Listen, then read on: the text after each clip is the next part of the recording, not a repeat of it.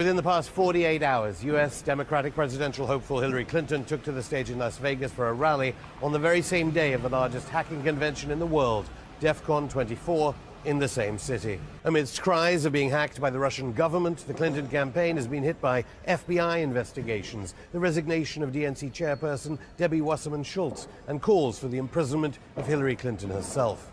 This all due to the WikiLeaks of thousands of personal emails from Clinton's account, separate to the one she should have been using on U.S. State Department servers. But could there be more that could put the presidential candidate behind bars?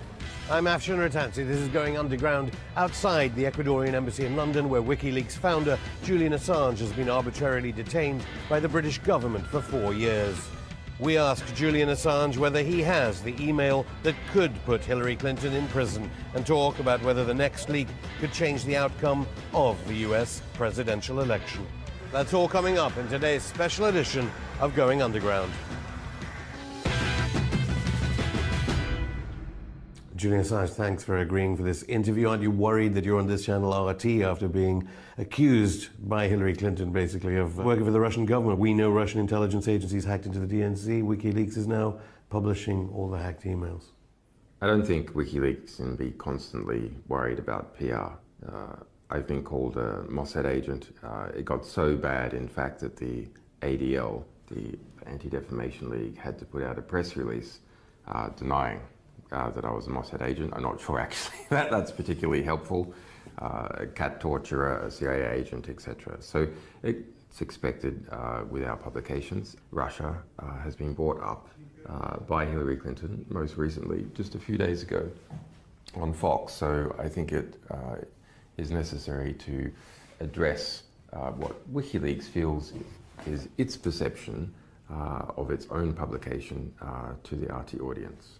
Everyone accepts that the emails that we have published, the 20,000 DNC leak emails, are completely accurate. So no one is saying, no, I didn't say that in this email, it's a fabrication, etc. That's accepted. It's not surprising that it's accepted because WikiLeaks has a 10-year publishing record where we have never got it wrong. That's an impressive business. It's also why we take a while to publish what we have, because we want to keep that perfect record.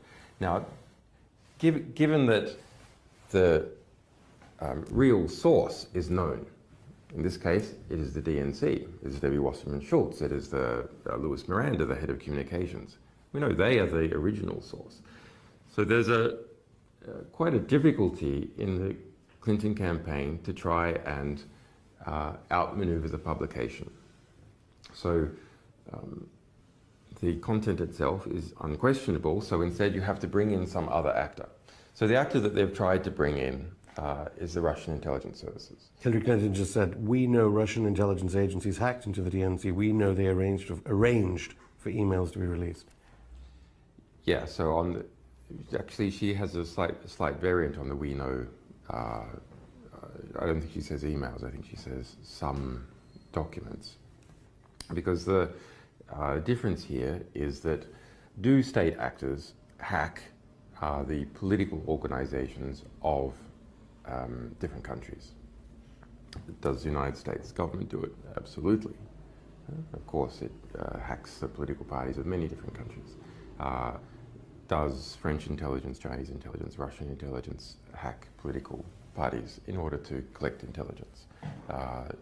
Yes. Did they hack the DNC?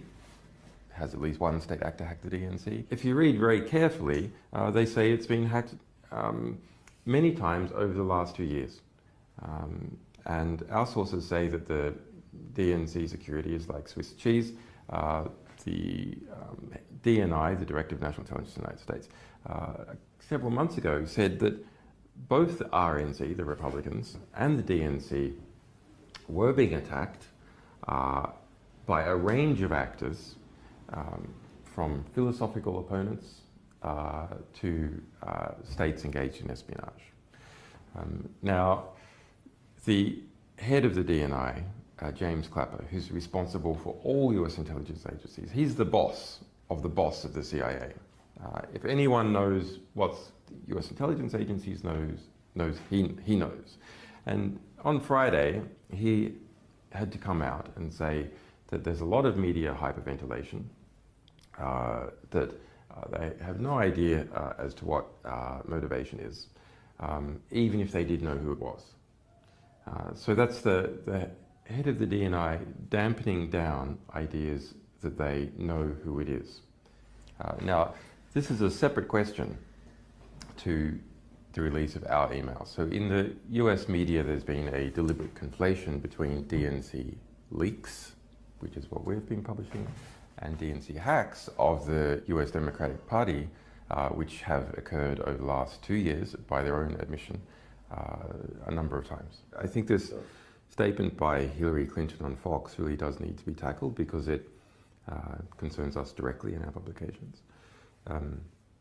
What she is attempting to do is to conflate our publication of pristine emails. No one in the Democratic Party argues that even a single email is not completely valid. It hasn't been done. And the head of the DNC, Debbie Wasserman-Schultz, has rolled as a result. And whatever hacking has occurred of the DNC or other political organizations in the United States by a range of actors.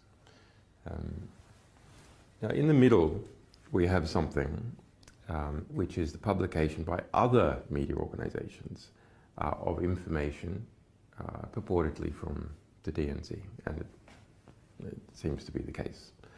So that's a series of Word documents and PDFs published by The Hill, by Gorka, by The Smoking Gun. This is a completely separate batch of documents compared to the 20,000 pristine emails that we released. In this batch of documents released by these other media organizations, there are claims that in the metadata there's someone's done a document to PDF conversion, and that in some cases the documents, the language of the computer that was used for that conversion was Russian. Okay, so that's the circumstantial evidence that some Russian was involved, or someone who wanted to make it look like a Russian was involved with these other media organizations. That's not the case for the material that we released. Any Russian connections between Hillary Clinton and Russia? Any Russian connections there? Hillary Clinton has done quite well strategically to try and draw connection between Trump and Russia because she has so many connections of her own. Now, my analysis of Trump and Russia is that there is no substantial connection. Why do I say that? Well, because Trump was trying to invest in Russia before Putin in the 1990s, after Putin, in fact, nearly all the way up to the present moment. And he's had no success. He did not manage to build hotels and so on in Russia. So that shows how insubstantial his contacts are. There's an extremely well-documented pattern of when Hillary Clinton was Secretary of State, those people, companies, governments, who wanted a decision by the Secretary of State in their favor, making large donations to the Clinton Foundation, or in some other cases, business deals with the people around Hillary Clinton. Now, one particular instance is the approval by Secretary Clinton of selling 20% of the US uranium reprocessing rights to a Russian company to be exported to Russia. So at that time, a large donation was made by those Russian interests to the Clinton Foundation. In addition, Clinton's campaign manager, Podesta, was on the board of a company called Juul Unlimited. And Juul Unlimited held some of these rights and received a $35 million investment from Russia. And that's a Russian government company. And also, Russians were on the board also with Podesta. So the kind of email revelations from WikiLeaks reveal that Hillary Clinton is a Kremlin stooge. I wouldn't say Kremlin stooge, but there is a much deeper connection on record with Hillary Clinton and Russia than we are presently aware of with Donald Trump. Well, some journalists would argue that it's actually the subject of the revelations that's more interesting to the American voter about the election, while the media, of course, is fascinated about whether the Kremlin is working with you, whether you work for the Kremlin, basically. No, but it's very, I think it's a genuine question. You should ask the sources of information. The least, however, in the case of WikiLeaks publications. Why do I say that? Well, the principal reason why you want to know the source of some statement is to understand whether it's true or not. It is a big issue in the case of other media organizations who are simply making claims and not publishing original documents. I'll give you an example. A very, very interesting example. I've done some research on the Turkish coup. Okay. Now, it's not spoken about in the West, but within Turkey, the Turkish newspapers are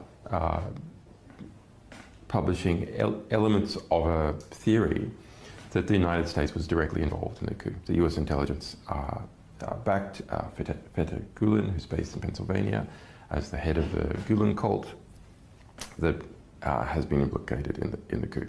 In fact, according to the Turkish government, is the leading actor in the coup. He's wanted by President Erdogan. Yes, and they've put out an extradition request and so on. But one of the key independent points of evidence, not coming from an interrogation in Turkey where people might have been placed under duress, is that in the middle of the coup, NBC published that Erdogan was on his way to Germany to seek asylum. And they say this was told to them by a US military source. So what the hell is going on there? Because that went all the way around the world and was used to further the chance of the success of the coup within Turkey. Because if the president has fled, then he's lost control. NBC, a close supporter, so Trump supporters would say, of Hillary Clinton. So would a Hillary Clinton presidency endanger the NATO alliance and the ability to store American nuclear weapons at Incirlik Air Base and use it as a base to bomb Iraq and Syria under Hillary Clinton? Well, I think either government is potentially a problem because of, I mean, that coup was in Turkey a very serious business. Hundreds of people have died. About 100,000 people have been fired or arrested in the post-coup purge, opportunistically in some cases of political enemies of Erdogan, in other cases trying to purge the society of the Gulen movement. Because the Clinton Foundation's major donors include members of the Gulen movement that Erdogan says were responsible for the attempted coup d'etat. Right, so I mean, Erdogan's going to look at that and treat Clinton suspiciously. But I mean, you know, regardless of who becomes president of the United States, you have an extremely large bureaucracy, intelligence bureaucracy, that has its own mind in things. So he's going to look, unless Trump is elected and engages in a significant purge of the CIA, for example, I think Erdogan will continue to view it very suspiciously, especially as long as we've got Fethullah Gulen being protected in Pennsylvania.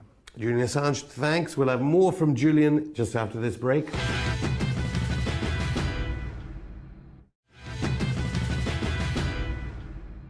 So back to the democratic process in the United States. Basically, the first batch you released showed, and obviously we did have, at least you've got to admire Wasserman Schultz for resigning very quickly after your emails were released, after the WikiLeaks publication. There was a dirty tricks campaign against Bernie Sanders, so Democratic primary voters didn't really understand what was going on during that process? So go back. Hillary loses the election. He loses the primary process against Obama. At that point, Tim Kaine was the head of the DNC, the Democratic National Committee. Debbie Wasserman Schultz was Hillary Clinton's campaign manager. So then some kind of deal is done whereby Debbie Wasserman Schultz becomes the head of the DNC and Tim Kaine steps down.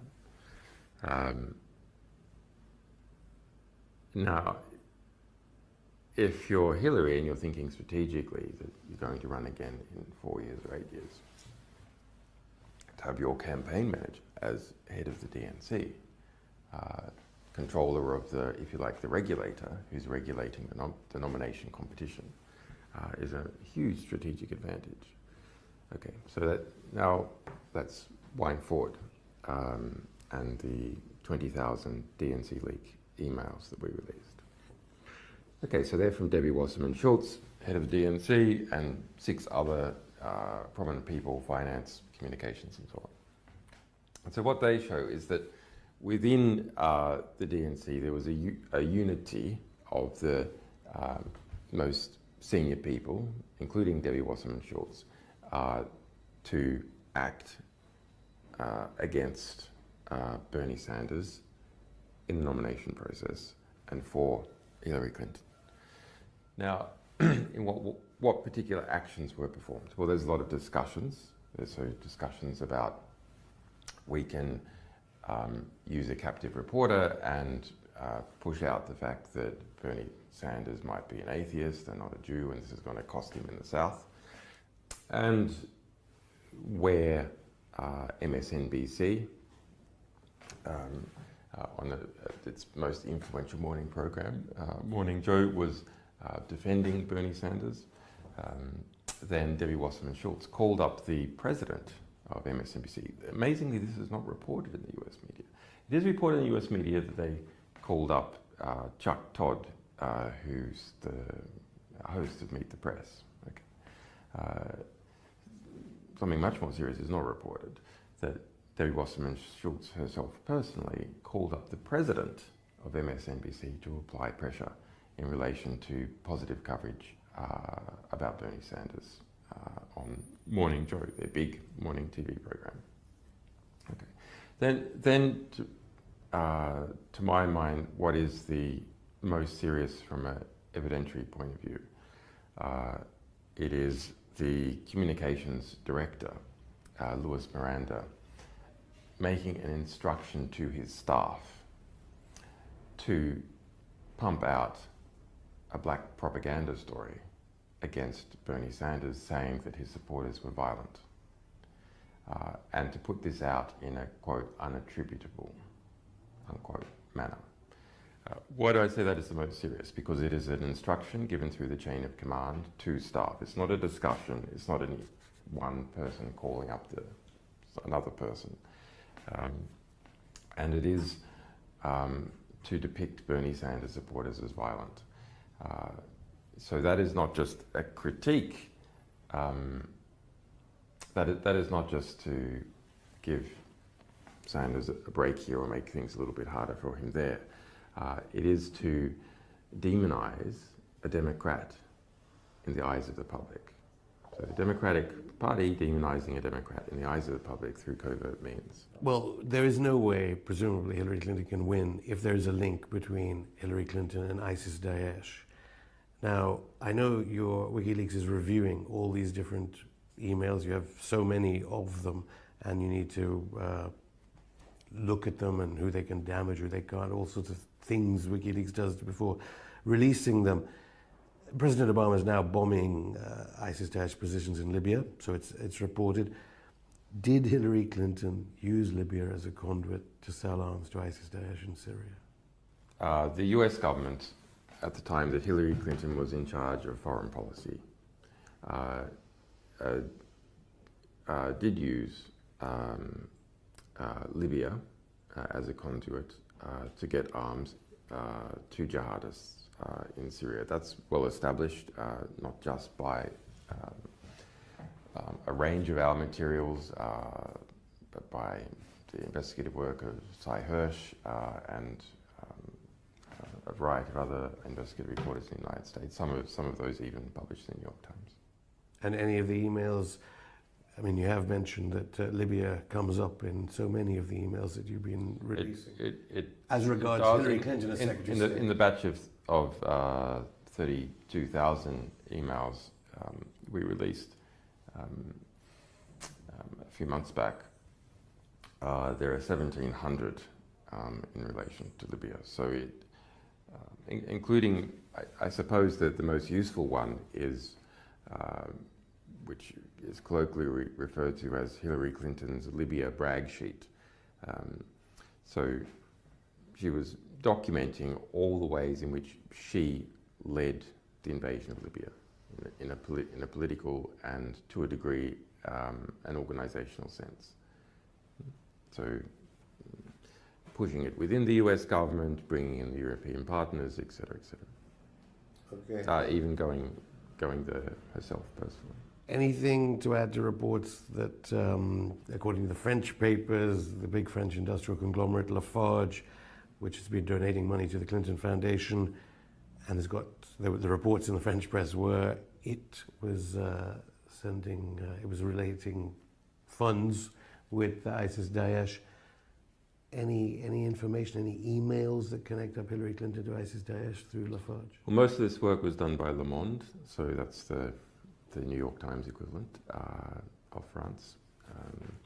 And so what they show is that Lafarge, which is a giant, amongst other things, a giant concrete company, transnational concrete company, was involved in Syria. There's, interestingly, more than 350 Lafarge-related emails in our Syria emails release. So that's 2 million emails that we published about Syria, including the personal emails of the President Bashar al-Assad. And so the investigation by Le Monde reveals that they paid ISIS-Daesh money, taxes, if you will, for their operations in certain areas. Yeah, they engage in a variety of business deals. To Clinton Foundation. We're waiting. And Hillary Clinton's involvement is that money from Lafarge in 2015 and 2016 went to Hillary Clinton Foundation. So that's recent. Now you ask, why let's go to Hillary Clinton Foundation? Actually, there's a long-term relationship between Lafarge and Hillary Clinton. She was a member of the board, for example. Do you expect that, I know you can't comment directly about the pending email releases from WikiLeaks, but do you expect more about the Clinton Foundation? Yes. I have to also get to Yemen, because Saudi Arabia does crop up in some of the emails you've already released. 20 million people now facing humanitarian disaster. Clinton Foundation mentions there was no mention of the Clinton Foundation at the DNC conference, noticeably, at all, about the good works it does. Do you think part of it is that connection to Saudi Arabia, let alone the 28 pages of connection of 9/11 to Saudi Arabia? What is the connection between Hillary Clinton and Saudi Arabia that certainly got Israel angry? Well, it's extensive. I mean, the relationships between Hillary Clinton and Saudi Arabia, between the Clinton Foundation and Saudi Arabia. Saudi Arabia is probably the largest single donor to the Clinton Foundation.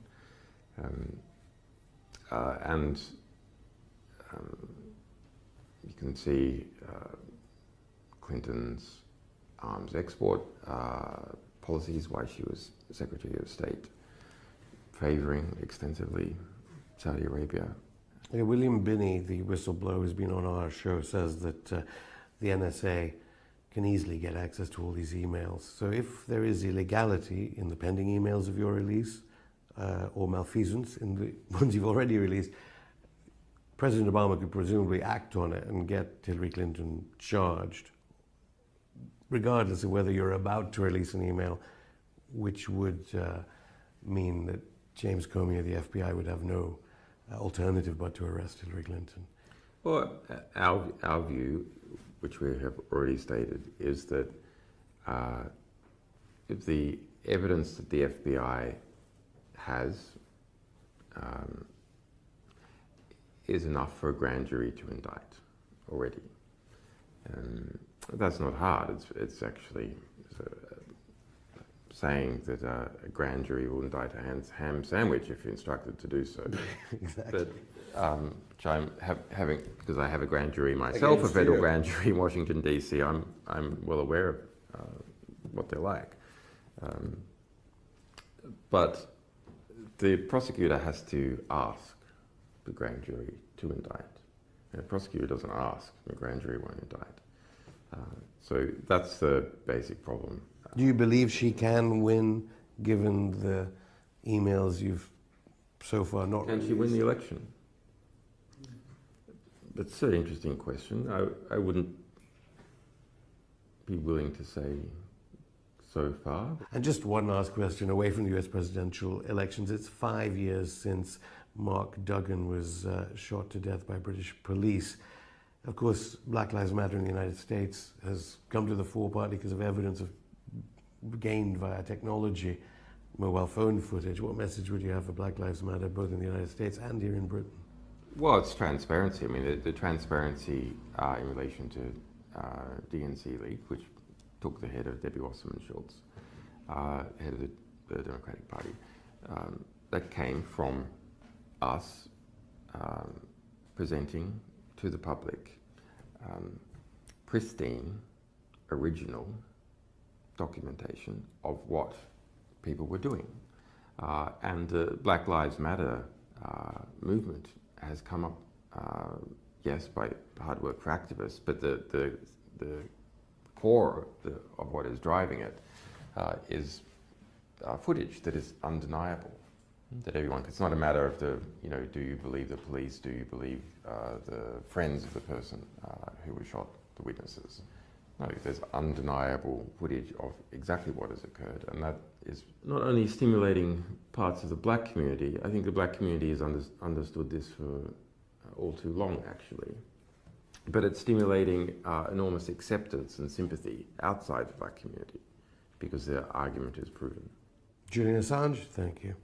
You're welcome. Within the past 48 hours, US Democratic presidential hopeful Hillary Clinton took to the stage in Las Vegas for a rally on the very same day of the largest hacking convention in the world, DEF CON 24, in the same city. Amidst cries of being hacked by the Russian government, the Clinton campaign has been hit by FBI investigations, the resignation of DNC chairperson Debbie Wasserman Schultz, and calls for the imprisonment of Hillary Clinton herself. This all due to the WikiLeaks of thousands of personal emails from Clinton's account, separate to the one she should have been using on US State Department servers. But could there be more that could put the presidential candidate behind bars? I'm Afshan Rattansi. This is Going Underground outside the Ecuadorian embassy in London, where WikiLeaks founder Julian Assange has been arbitrarily detained by the British government for 4 years.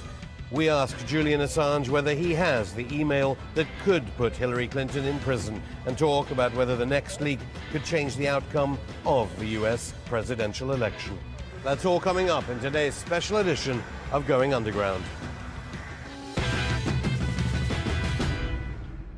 Julian Assange, thanks for agreeing for this interview. Aren't you worried that you're on this channel RT after being accused by Hillary Clinton, basically, of working for the Russian government? We know Russian intelligence agencies hacked into the DNC. WikiLeaks is now publishing all the hacked emails. I don't think WikiLeaks can be constantly worried about PR. I've been called a Mossad agent. It got so bad, in fact, that the ADL, the Anti-Defamation League, had to put out a press release denying that I was a Mossad agent. I'm not sure actually that's particularly helpful. A cat torturer, a CIA agent, etc. So it's expected with our publications. Russia has been brought up by Hillary Clinton, most recently, just a few days ago on Fox. So I think it is necessary to address what WikiLeaks feels is its perception of its own publication to the RT audience. Everyone accepts that the emails that we have published, the 20,000 DNC leak emails, are completely accurate. So no one is saying, no, I didn't say that in this email, it's a fabrication, etc. That's accepted. It's not surprising that it's accepted because WikiLeaks has a 10-year publishing record where we have never got it wrong. That's an impressive business. It's also why we take a while to publish what we have, because we want to keep that perfect record. Now, given that